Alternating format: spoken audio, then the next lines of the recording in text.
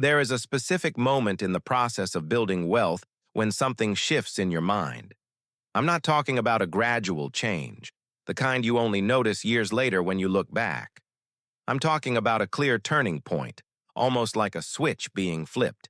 And that moment happens when you pass $50,000 in savings. Now, I know what you're thinking. 50,000 is nothing compared to what the experts talk about. They're always talking about a million, about financial independence, about 6 or 7-figure portfolios. And that's fine. But what no one tells you is that the biggest acceleration in your entire financial journey doesn't happen when you reach your first million. It happens between $20,000 and $50,000. And if you don't understand why that happens, you'll waste the most critical moment of your entire trajectory. My name is Tim, and I spend way too much time thinking about how money actually works. Not the simplified versions you see in Instagram lists, but the real mechanisms behind who builds wealth and who stays stuck for decades. If this kind of analysis makes sense to you, subscribe to the channel now, because what I'm about to share in the next few minutes will change the way you look at that number in your bank account. Let's start with something most people misunderstand. When someone reaches their first $20,000 saved, a real transformation happens in their financial behavior. The brain shifts out of survival mode. You stop making decisions out of fear and start making them based on opportunity. That's huge. But here's what few people realize. This first psychological leap is just the beginning. Because when you pass 50,000, a second transformation happens, and it's completely different from the first, and much more powerful. The first transformation is about security. The second is about speed. Let me explain. When you have $20,000 invested, your money is already working for you, but almost imperceptibly. At an 8% annual return, that's about $1,600 per year. That's real, that's progress. But it's not the kind of number that changes how you think about your life.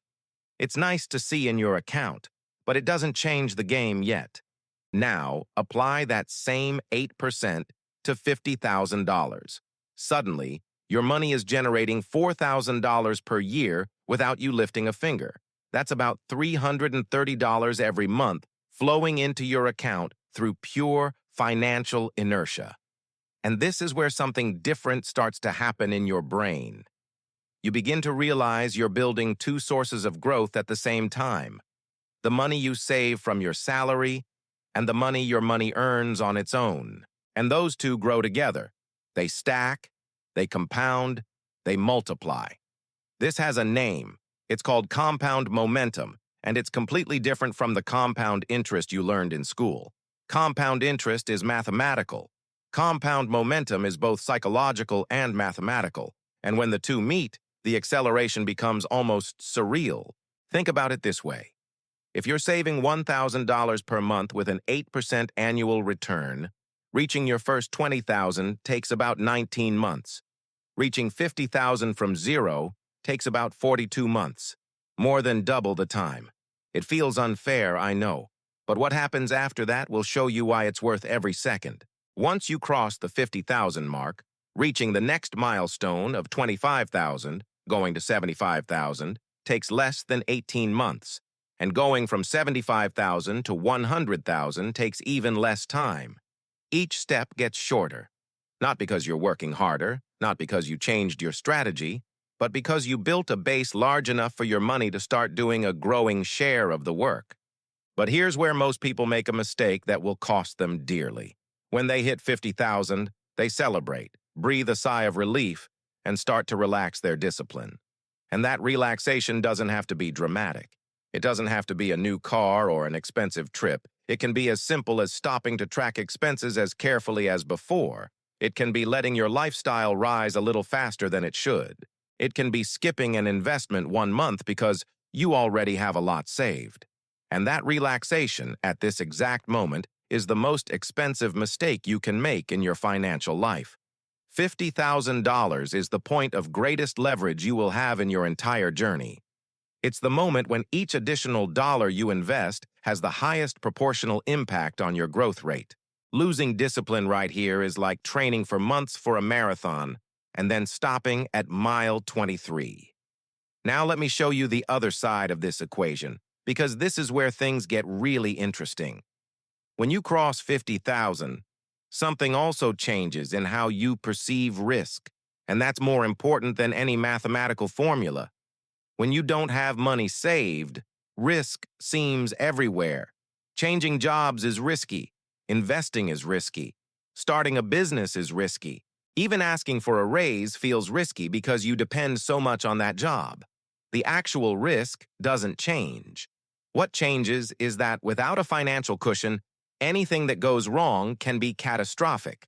So your brain learns to avoid risk as a survival instinct. With 20,000 saved, you gain some breathing room. But 50,000? With 50,000, risk starts to look like a tool, not a threat. Let me give you a concrete example.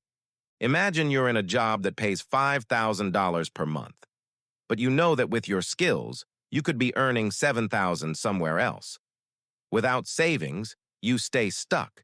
The possibility of going 2 months without income while job hunting is unacceptable. So you stay, and keep staying. With 50,000 in the bank, the equation changes completely.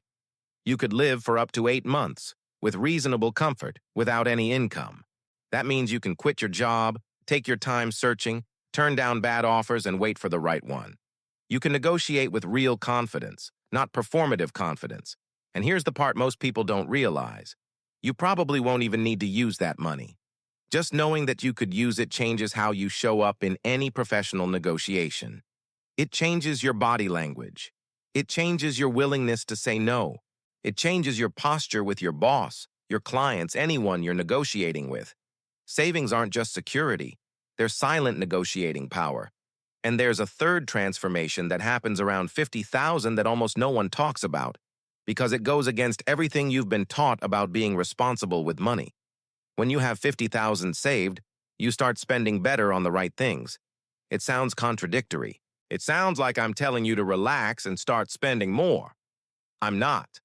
What I'm saying is that after 50,000, you develop a different level of clarity about what actually matters. You stop cutting corners on small things and start investing in big ones. Before 50,000, you hesitate before spending $300 on a course that could triple your income. You research for weeks before hiring someone to save you time. You turn down opportunities that require a modest upfront investment because any outflow feels like a threat. After 50,000, you learn to calculate return on investment in everything, not obsessively, but strategically. That $300 course isn't an expense. It's leverage. That software that costs $200 a month but saves 10 hours a week is one of the best financial decisions you can make. This shift in perspective is what separates people who reach their first million from those who stay stuck around 50 or 70,000 forever. And speaking of getting stuck, let me show you where the most common trap at this level lies. Lifestyle creep, the silent increase in your standard of living that happens exactly when you start earning more. A slightly better apartment, a slightly newer car, slightly more expensive dinners. Each of these increases, individually, feels reasonable, maybe even deserved. You worked hard, you have money saved, why not? The problem isn't any one of these expenses. The problem is their cumulative effect on your savings and investment rate.